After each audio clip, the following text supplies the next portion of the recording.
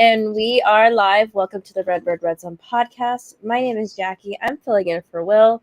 You can find me on Twitter at jsandiego. That is with two O's. I am very sick right now. Also want to apologize in advance. My kid is not happy right now. She's out in the living room throwing a tantrum. So if you hear a baby screaming, I swear we're not abusing this child. But I'm joined by my co-host. Go ahead and introduce yourself, man. What's up? What's up? I'm Mac. Thank you guys for joining us. You can find me on Twitter at AZ Sports Fiend. That's FIEN. And we are here talking about a Kyler Murray comeback victory. His first time we've seen him on the field in 11 months. Jackie, where did you watch that game? I watched it at a local spot by me called Tailgaters. Okay. It was one of those things where it's like you want to celebrate with other fans and be in a room where everybody's hype. So why not get out of the house, go have a good time, eat some wings, watch some football. It was electrifying. Just the season has been a wash for what it is, and not everybody's hyped unless you're at the game. But just being in a bar with like other people that are equally as excited, and you have a chance at winning a game. Your franchise quarterback is playing, so just the vibes were just immaculate, and just what a first game back by Murray. Like the stuff of fucking beauty just came in and reminded everybody why he is our franchise quarterback. Yep. It was the second game all year where we had over 240 yards passing. His first game back. So that was great to see. And I think I was more impressed by how he looked with his legs, right off the bat, just his scrambling ability. That third down on, the game winning drive was obviously, things that, moments that magic are made from. But even throughout the game, the way he was avoiding a lot of the defenders and, he looked like pre-surgery Kyler Murray. So that to me was very encouraging. Yeah, absolutely. And that was like the big question by everybody. It's, how's his running going to look? Is he going to run? Is he going to be the same type of player? And, first game back, no fear, just, extending plays with his legs. And yeah, that his ability to do that won us the game. There was a couple times where, I felt like he could have ran a little bit, but he chose not to. So it's like, oh man, like, maybe he's not all there. But no, game's on the line. He said it in his presser, if I have to take a hit, I got to take a hit, but the game's on the line. I want to win and, put the team on his back. And that was a fucking beautiful scramble. That is vintage fucking Kyler Murray right there, if I've ever seen it. And talk about vintage. How about James Conner coming back and the way he was running? It looked like he didn't miss a beat either. So for both of those to come back, it was very formidable, 1-2 tandem punch right there. James Conner had, even on that game-winning drive, he had a couple big, angry runs where, it's taking four people to get to tackle him, and while this offense has a lot of, smaller wide receivers, it's running back and, Trey McBride, before we go any further, looking at Trey McBride, that motherfucker is a beast to take down as well. You can't take down Trey McBride with one DB. So when you're working in Trey McBride, James Conner, Kyler Murray doing what he can do, I'm excited to see what the second half of this season holds. And, few more of these wins, and I don't think we'll be having a top 10 pick here. So, but at the end of the day, I want to see us compete. I want to see us win and be able to carry some momentum, good momentum, over into next season. Yeah, because I don't really care about the draft pick either, because we have 2 in the first round. So, and I seeing what Monty's done with the guys that he brought in from the draft this year, I'm very confident that he's gonna find some kind of talent with whatever pick we've got. But circling back to Trey McBride, I think everybody that's really paid attention week in and week out, and even in our group chat, has known that I have not been very high on McBride, just given where we drafted him. And so I've been a little bit of a hater, but I have to give him, his flowers, because that was one hell of a game. Dude was tough to take down.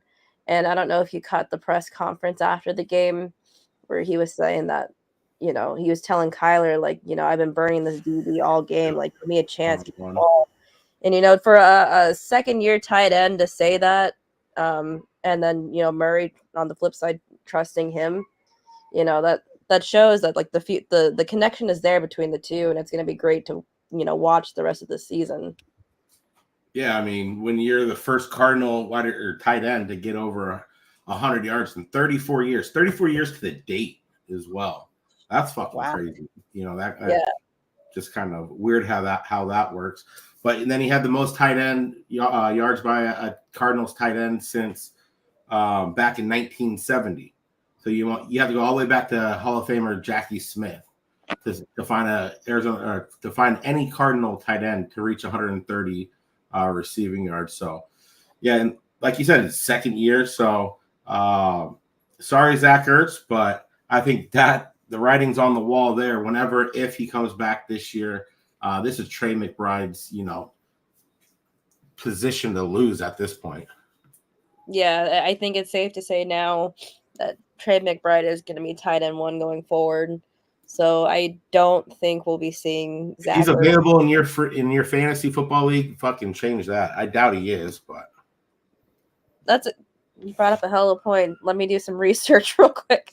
He's not available in any of mine, but I'm in all all my leagues basically are Arizona based. So true. Yeah, I doubt he's still available in any of mine, but it doesn't hurt to look. But Jackie, Matt, what's up? How is your no drink in November going since we are here, halfway through the month? I have been actually pretty good, except I did break it. I had a 3-hour layover a couple weeks ago at the St. Louis airport, and there ain't shit to do. All right, 3 hour, not a threesome with Will, right? No threesomes with Will. Okay, not this week. No, not this week. But yeah, I had a 3-hour layover. There ain't shit to do in that airport. So where at? St. Louis. Oh fuck. Yeah. So let me get some lunch. I did. It's funny you mentioned it. So I'm sitting there drinking a beer, and then this older couple shows up. Lady is wearing a 49ers hat, but I didn't give a shit. But she orders a beer and a shot of Jaeger, and it's like 10:30 in the morning. But you're in the airport, so that doesn't matter. Right. So I turn around and look at her. I'm like, that's gonna put hair on your chest. It's gonna put hair on my cooch. Is that what she said?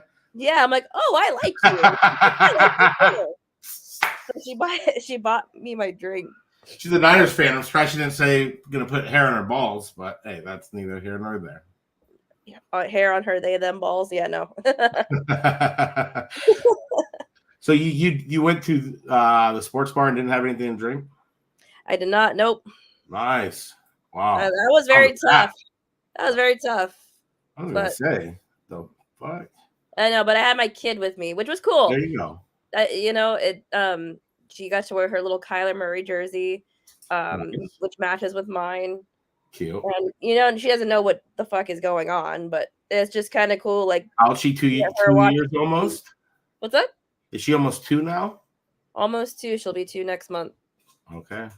But as soon as we won, like when we hit the game-winning field goal, I lifted her up in the air, and I was like screaming because I was so excited. Hell yeah, that's awesome. Yeah. Cool shit. And talk about that game-winning, Matt Prater over here, 2 more 50-yard field goals, and he's now tied for third with he has got 5 50-yarders or more this season. So, he's a guy who, at his age, he's still crushing these balls, these 56-yarders or whatever, with 10 to 15 yards to spare. That dude's just a fucking amazing. So I think we've come to the time. Do you have an award to give away?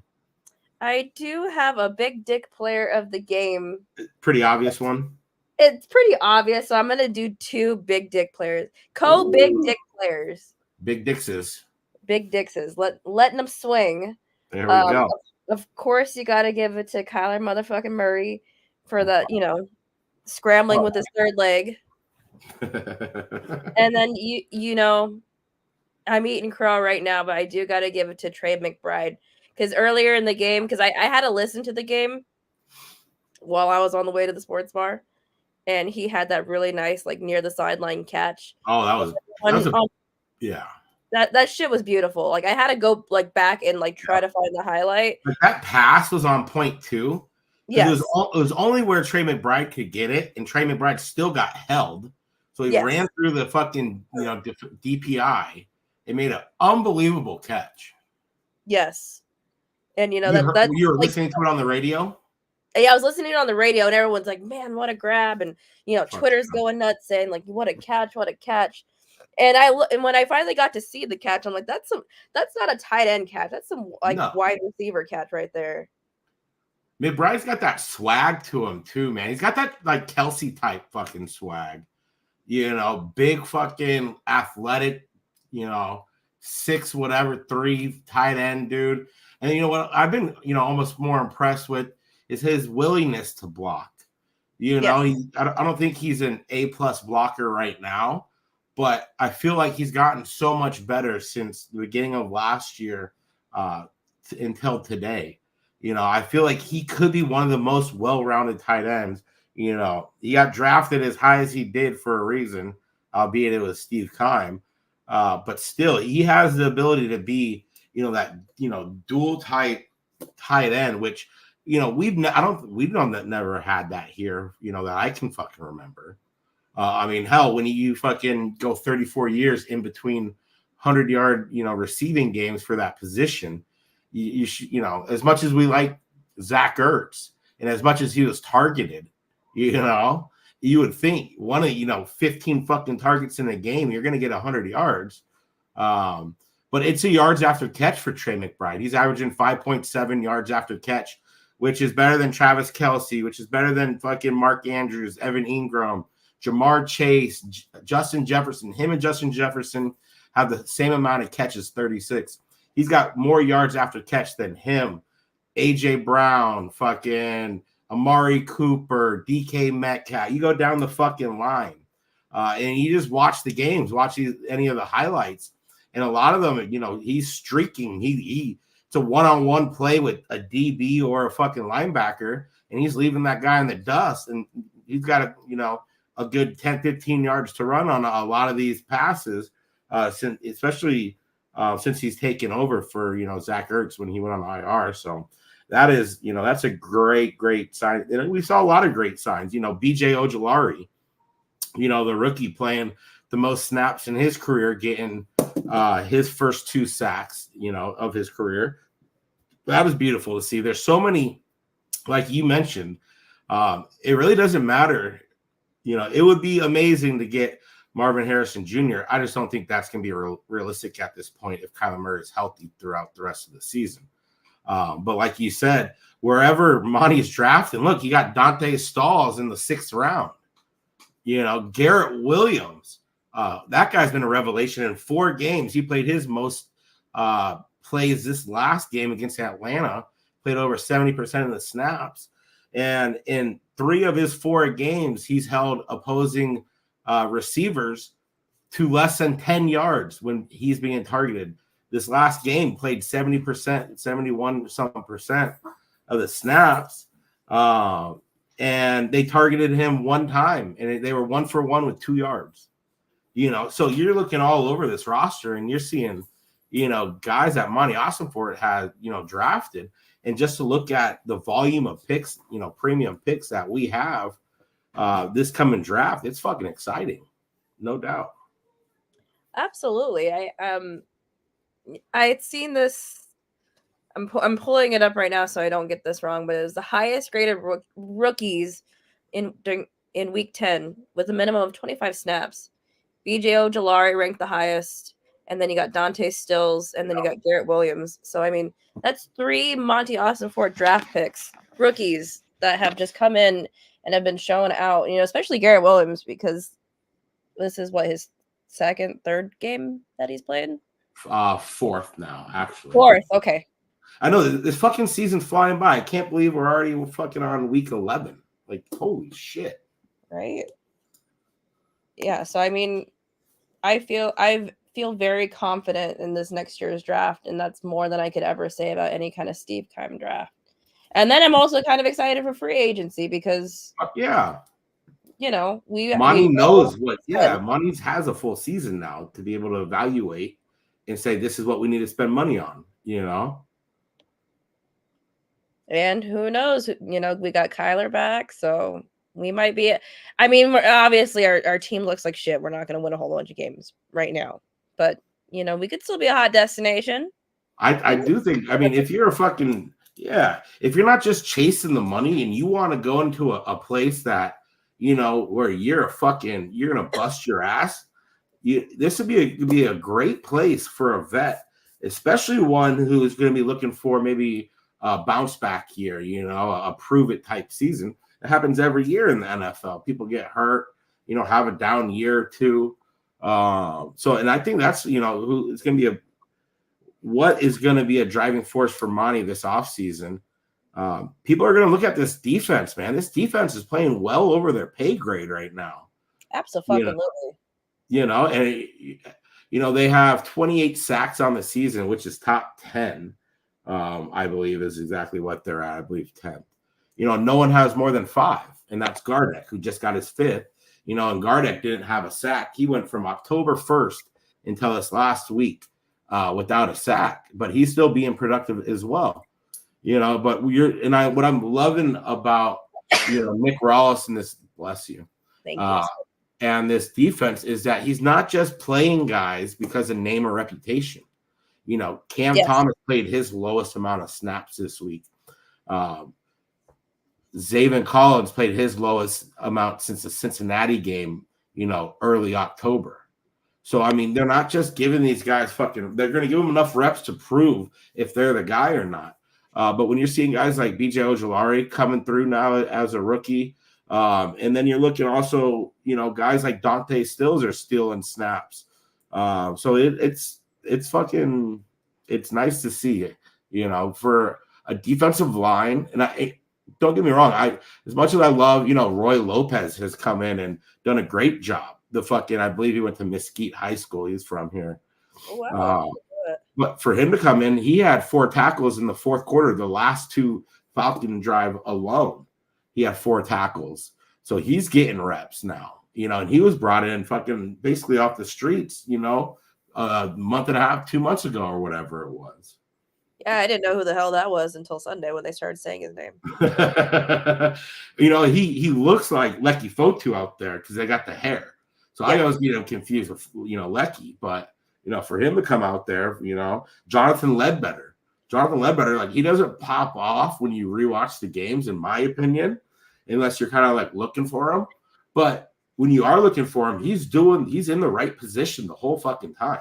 He's doing what he's doing, and he's not getting beat. And as you know, a defensive lineman really hasn't any, you know, interior fucking on both sides.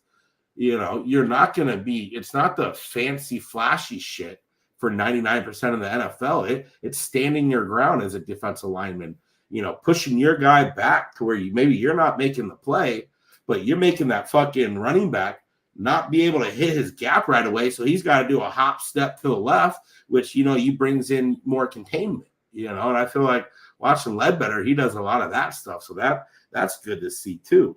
You know, Marco Wilson played his lowest amount of snaps, I believe, on the season. You know, and you know, you get Garrett Williams, and Antonio Hamilton all played damn near 70%. Yeah. But it's still, you know, you're getting guys kind of back, you know, and halfway through the year, we're seeing promise. And you know, if you're one of these people bitching about really anything after that game that we saw, you know, first game Kyler back, what we got as a fan base, that is what we've been waiting for. You know, that's what's made this 1-7, 1-8, you know, prior, you know, you're looking forward to the Kyler Murray moment, and we got that on Sunday. Yeah, and I mean, a lot of people prior to Murray coming back were kind of complaining about Petzing.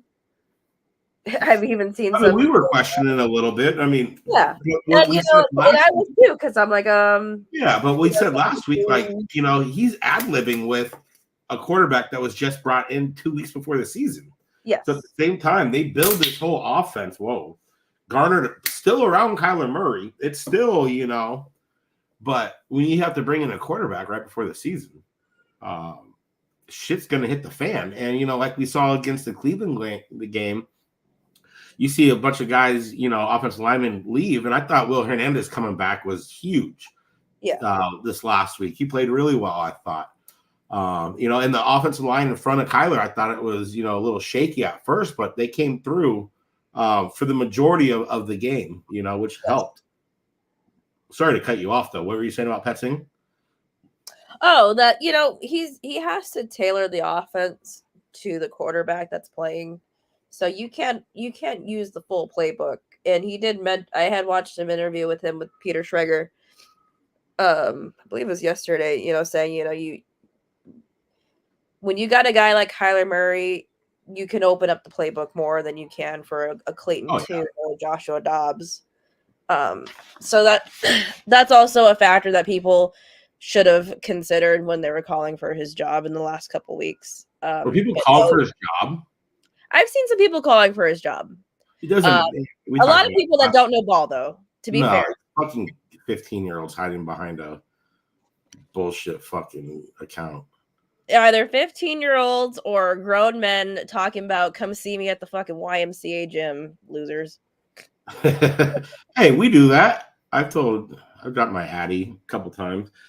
Back in the day when I used to do cocaine a lot and was on Twitter, but now we've been sober off of drugs, so that's good. Very good. But well, I'm the one still drinking fucking beer tonight. What are you sipping on? Right now I've got nothing. Nothing. Little parts. I have a water in the room. I should probably drink it. But where's fucking Colby? Come on, snap. Get over there. Get her something to drink, my man. Right.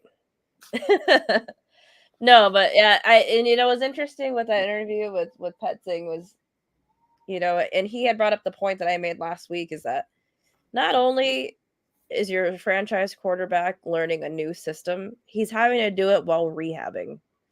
Right. So that he's had double the workload mentally. But you know, he was talking about how Kyler was in meetings, you know, which could be a blessing for Kyler. You know, swear to God, it could be a blessing that he wasn't gifted with the ability to just go out there with his athletic gifts and just fucking ball in this offense. He had to fucking internalize it. Yes. You know, and I do believe this could be a blessing for him. The way he looked in this offense, I thought it was, you know, outstanding. I know we saw him under center. So yeah, I just feel like we're gonna be in good shape. We don't need to draft a quarterback. So anybody that's still thinking about drafting a quarterback or what's the cap hit going to be like if we move on from Kyler, root for a new fucking team. Get the fuck out of here. Kyler Murray is your quarterback. Like it or not. I said it fucking on here last week. I said, you know, barring a significant injury, Kyler Murray is going to be the quarterback starting, you know, 2024. He just is. No matter like how bad it even looked, you're only giving the guy fucking, you know, basically less than a full season or less than half a season. But the way he looked right there, it just reassures you that he is a guy. There's not a lot of people on this planet that can do the things Kyler Murray can do at that position. You know, and what I was, you know, feel like going back, looking at numbers and everything, Kyler Murray threw under 60%, you know, completed under 60% of his passes for the first time in basically 2 years, which was a little bit of rust. You know, there's a couple errant passes here and there, which, you know, 100% expected, but you didn't notice it. Like a lot of those passes, you know, there's still a lot of good passes. And what I, you know, liked and noticed a lot was, you know, they were rolling him out one way where the defense has to track against that way. And then they have a design play going out that other direction. So Kyler roll out that way. That defense would fucking move that way gradually. Kyler would shift his feet, turn his body, and fucking hit. A few of those were McBride. I think one was Michael Wilson. But then there were also a few times where you could see Kyler's head, you know, going from left, right. And other times, you know, more often than not, Kyler loves to look off his receiver. You know, he's gotten so much better at that than his first couple of years in the league where, you know, he knows where his 1-2 fucking options are. So he's going to look off with that third option. He's going to open it up more.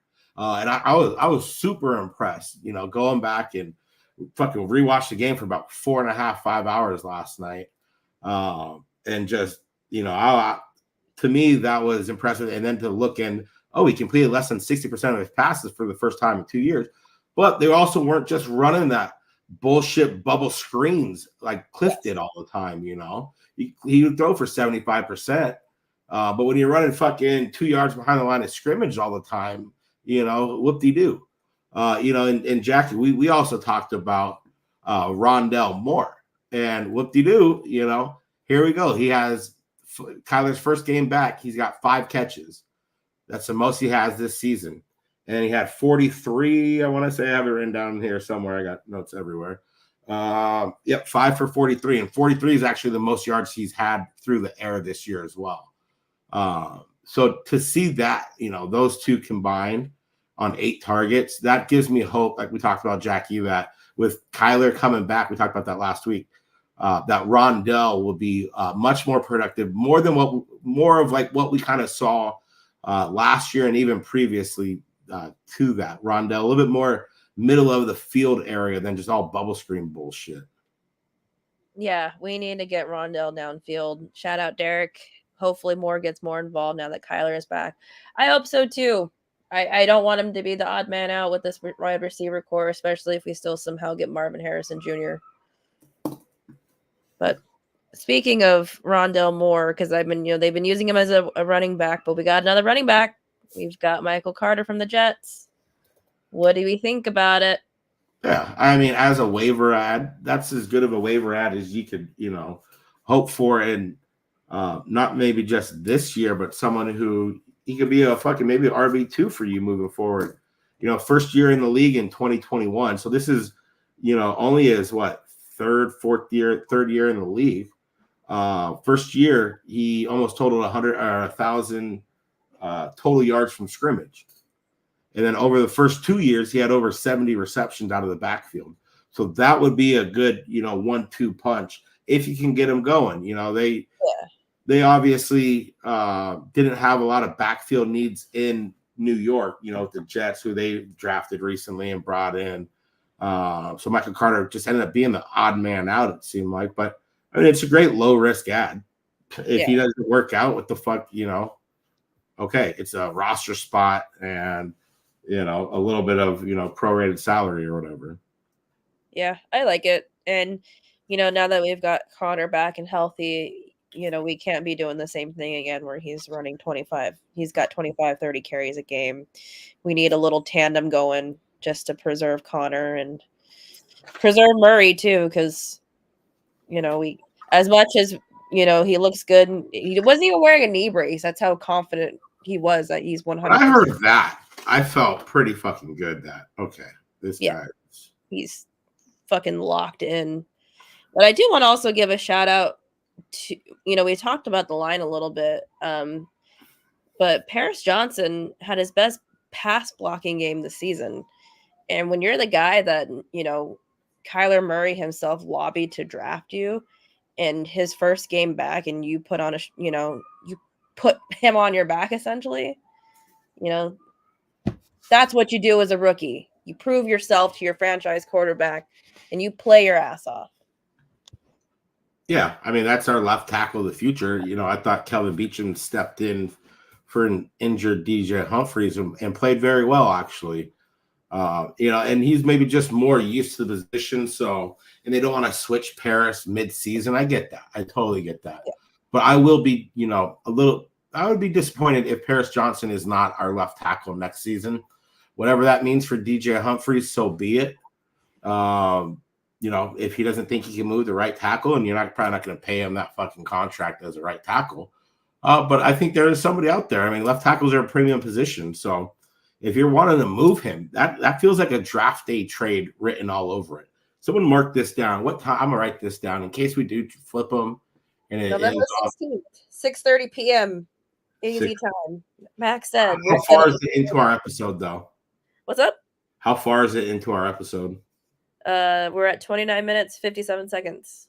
29:57 prediction. Hump gone. Draft day. Because I mean, you think, okay, the Texans have a pick in the 20s right now. Yep. It doesn't matter. I don't think that they're going to be dropping into the top 10, especially the way CJ Stroud has been ascending. So that could be a thing where if the Cardinals do want to move up, that they identified their guy, which I'm perfectly fine with them staying put. You give fucking Monty Awesome for it, a couple picks, multiple picks in the first round. Oh, I love to see what he'd be able to do with that. But there is, scenarios, something comes up. Maybe you fucking absolutely love a guy. Your first guy on the board is still there at 5. Let's say we're picking at 10 now. Could you trade a DJ Humphries and your first rounder to move up to a team potentially who's at 5? Maybe could need a tackle. That's something that Money Awesome for it should be able to. I'm very interested to see how that's going to end up playing out throughout the draft. Because one thing we know about Monty, that motherfucker loves to trade on draft day.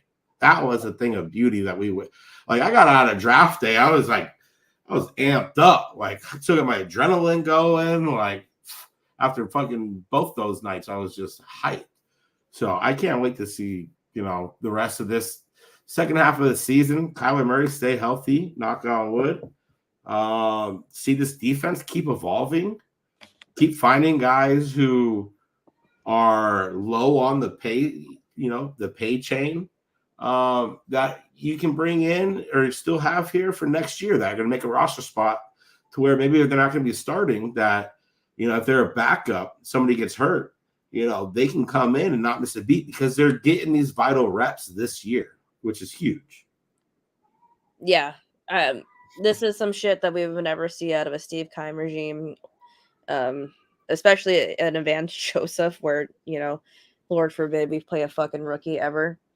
So yeah, everybody's getting meaningful reps. They're getting their feet wet. And I think we're going to be a force to be reckoned with next year, pending how good our draft goes. No, for sure.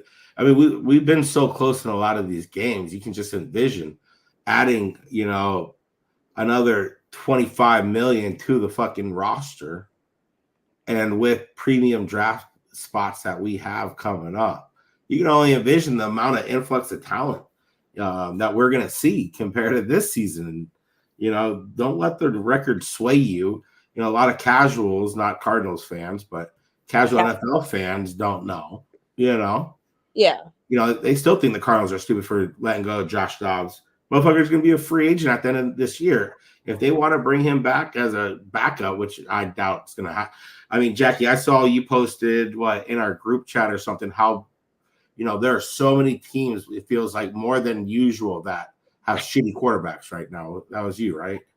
Yeah, I had said something, I believe it was this morning, saying, like, I can't remember in recent years the state of the NFL the way it is now, with a lot of teams have a quarterback that is just not the fucking guy.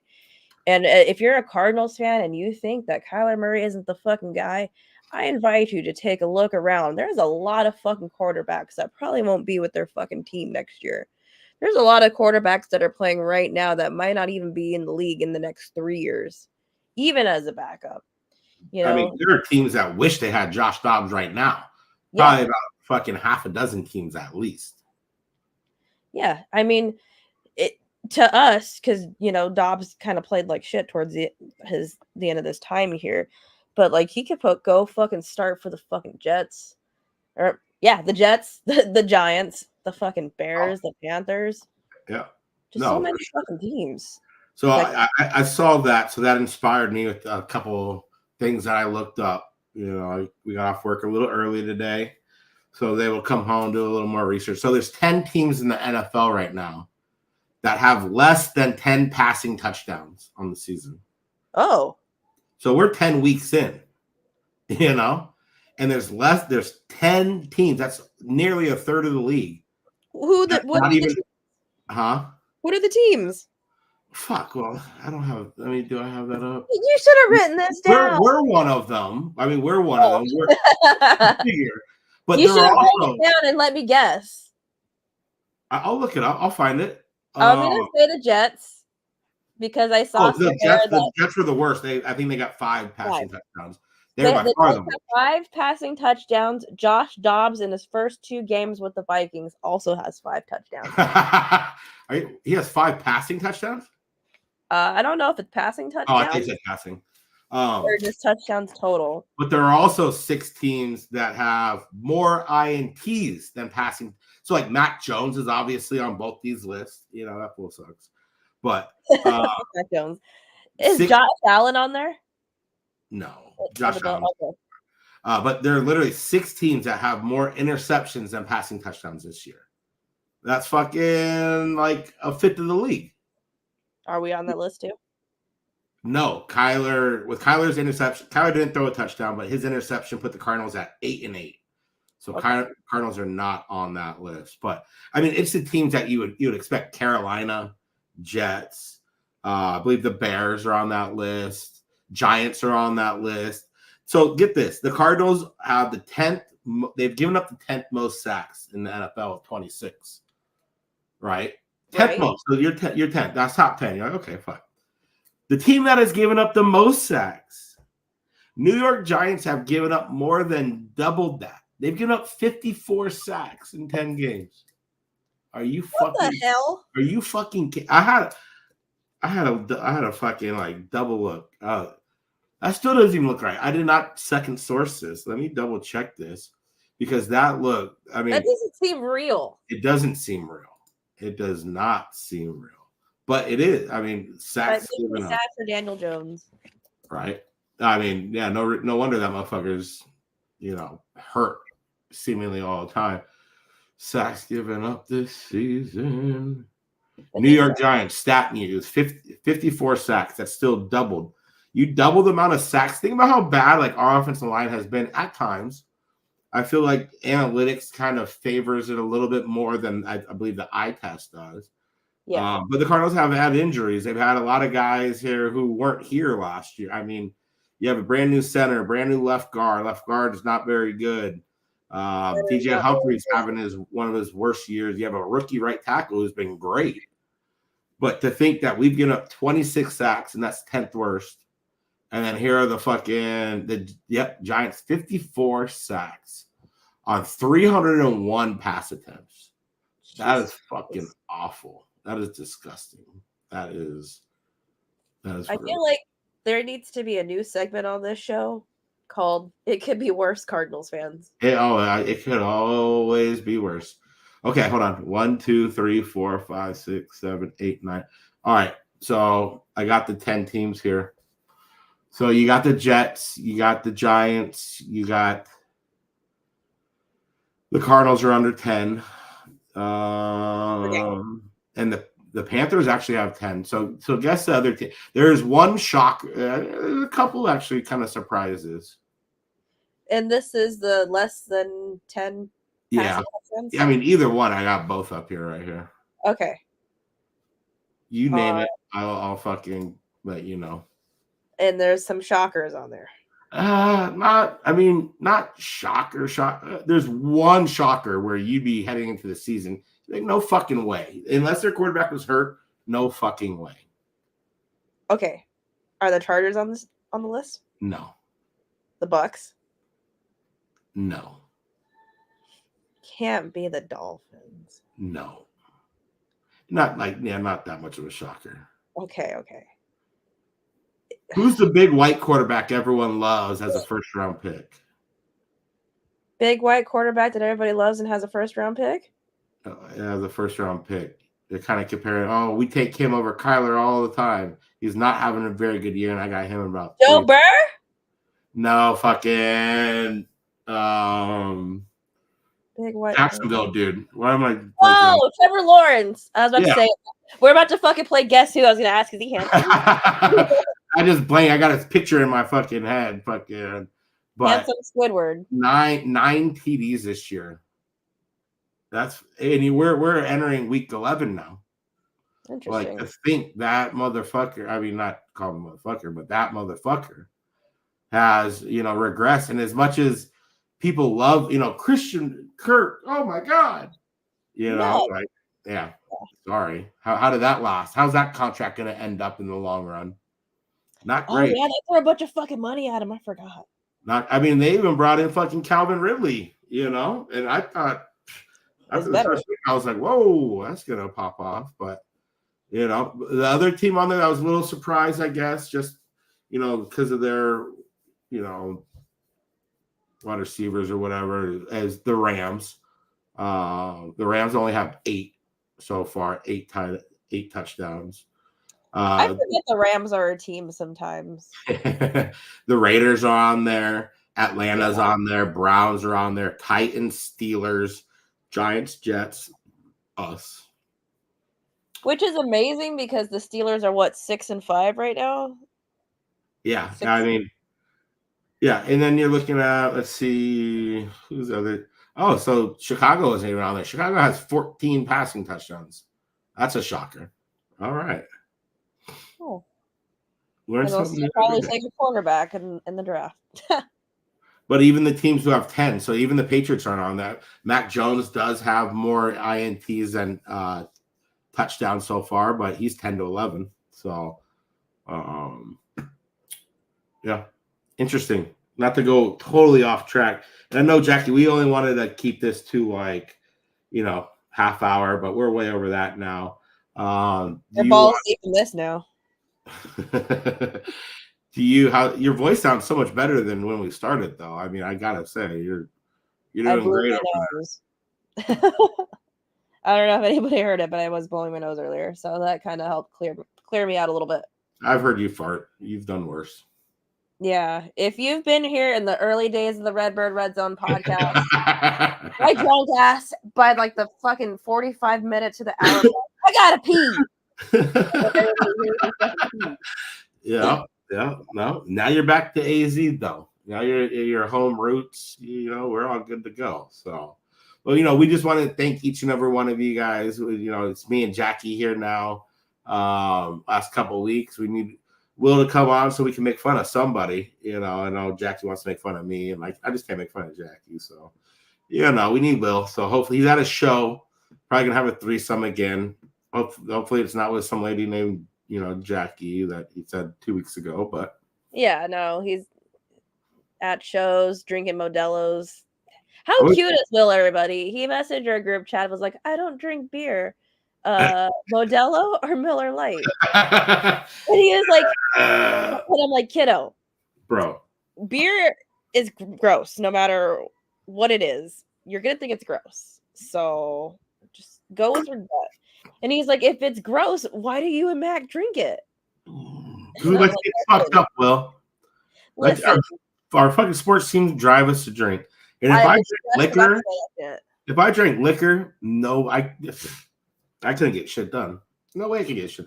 I love being able to why don't you drink liquor? And I'm like, because I go from fucking 0 to 100. I go from having a fucking good time after people sleep to fucking blacking out. You're like, I got a kid. Trying to kiss strangers or fight somebody. Yeah. Will, you need to be one doing liquor. Yeah. Stop trying to ask these fucking grown-ass folks. When you're over here having threesomes, we need to ask tips from Will. Will, how can we live life a little bit, more exciting? I'm married now, so. Well, apparently drinking liquor. Apparently. I mean, I bought these. I've had these right next to my fucking computer. What? I had them at Chasers. I got them earlier this year, about 8 months ago when we went to Tombstone. I don't know. We were staying in Airbnb, and I was with wife and her sisters and shit. So I was like, oh, I'm gonna fucking bring, I bought them all down there because we didn't have fucking any alcohol or anything like that. So got another, had them right next to my computer for the last 8 months. And like, those are just gonna go. I'm just gonna give them to somebody. I don't even drink that shit. Fuck no. Everybody has their one like alcohol where they Jägermeister. Ugh, that's me. Where they can fucking taste it. They can taste the throw up. Jägermeister, that black licorice. No, thank you. Having that come up, many times in college. I cannot do that anymore at all. Back then, it was like, oh, whatever fucking gets me fucked up. Yeah, boom. Jägermeister, Goldschlager, cool. My poops can be gold. Sweet vodka, boom. And now it's like, just give me a beer. Give me whatever. I'd be able to sip on, especially if you're watching sports and shit. I can't just sip on like a fucking ice cubes and whiskey and just, oh, nice. Ooh, my pussy. No, Yeah. No, it's fucking. Give me a fucking beer, give but me a no beer. Fireball. Fuck that shit. Fuck Yeah. Fireball. Ugh. I can feel the burning sensation in the back of my throat. We went to San Diego for my brother Derek. Shout out Derek. Shout out, Derek. For his bachelor party. It was like fucking like 10 fucking homies. I think it was ended up being 11 of his boys all together. And by the end of the night, it was like, I don't know what we were doing. Had dinner fucking on the roof, and then of the Airbnb because they had like little right off the beach. So we go up to the roof, have dinner up, the pizza and wings up there from dusk to night. And then after that, it's like, okay, what the fuck are we gonna do? We're in this fucking Airbnb area down in like San Diego. We hit up this one fucking sports bar, and like everything closes like at 9:30, 10. So it's like the summertime and shit. So it doesn't even get dark till 8. And then you're looking for something to do. It like closes at 10. You're like, what the fuck? But we've been drinking by the beach all day, fucking bringing out fucking the fucking sealed like water bottles full of, I don't know, I just did a beer can of that, but just like liquor or beer or whatever. So we go to the sports bar that was playing the Diamondbacks and Padres game because that was going on. And I buy everyone fireballs. And, we're all blazed at the time. We've been, but we were all like kind of like in that, kind of middle zone where like, fuck it. If I'm going to do a fucking shot, I don't want Patron, fuck tequila, fucking vodka. Right? I'm just going to do a fire. It's easy to go down, whatever. And there's at least one or two dudes who after that, because they've been drinking all or smoking all day, fucking just like, I don't remember anything after that. Like, nope. Oh yeah, that fireball, it'll do the trick. It'll do the trick, Will. I'll tell you. It'll put lead in your pencil. I'll tell you that. It will. But yeah, that's fun times. How did we stray so far away from the Cardinals? How did we stray so far from God's light? Hey, but we're playing the Texans. Last game we went to, Jackie, where I met you, was the Texans game. Is that incorrect? That is correct. I was pregnant. Zach Ertz's first game, I believe. Yes, it was. It was a good game. First game I've been to at State Farm Stadium sober. Well, I take that back. I was there as a teenager, but still. I was going to say, that sucks. Oh, I didn't never get pregnant. Yeah, don't get pregnant. Yeah, try not to. But Texans are rolling. They lost their first 2 games of the year. They won 5 of their last 7. So it's going to be a good matchup. Before we get out of here, let's do a little pickles between just me and you. All right, let's do it. Let's fucking do it. I ain't scared. So you sound scared. I ain't scared. Okay, there you go. You sound not scared that time. Good job.